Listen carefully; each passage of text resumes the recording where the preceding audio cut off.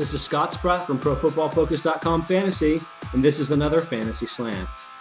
Entering Week 13 of the fantasy football season, it's pretty unusual for there to still be relevant players on the waiver wire.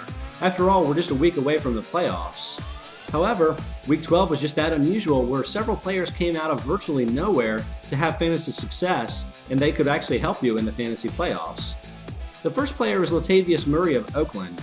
He had just 4 carries but managed 112 yards and 2 touchdowns before exiting the Thursday game with a concussion. Obviously, the 90-yard touchdown run had a lot to do with his fantasy success last week, but Murray has a real opportunity to succeed here in Oakland, especially compared to the players they have been using. Darren McFadden has just 1.77 yards after contact per attempt, and Maurice Jones-Drew 1.28. Those are both bottom 5 among qualified backs. Murray could be a running back 2 the rest of the way with the team. And Oakland needs to look towards next year. They need to evaluate whether or not Murray can be an answer because McFadden is no longer under contract next season. Next up in Indianapolis, Dan Haren had 12 carries for 65 yards and 5 catches for 31 yards on 5 targets. He was very much like Ahmad Bradshaw, who had been an RB2 for most of the year before he got hurt, and Haren can probably be something close to that the rest of the way. However, I will caution and say that Haren had 33 snaps compared to Trent Richardson's 42. Richardson is still the primary of the 2 backs here, and much of Bradshaw's value was based on receiving touchdowns that I wouldn't expect Haren to continue to produce. Look for Haren to be sort of a flex option between 20 and 30 at running back.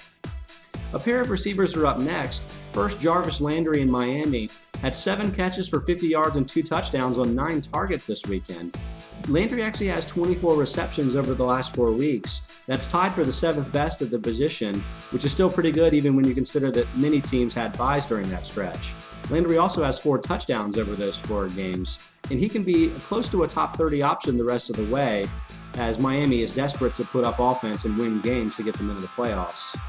Finally, Charles Johnson of Minnesota had just 3 catches but managed 52 yards and a touchdown last week, and he also had 10 targets.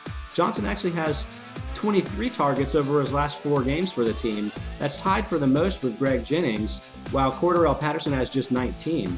In deeper leagues, Johnson is probably worth a look. It seems like he's got a good rapport with rookie Teddy Bridgewater, who's starting to play well. I think Johnson can be close to a top 50 option at the position the rest of the way. For Pro Football Focus, this is Scott Spratt.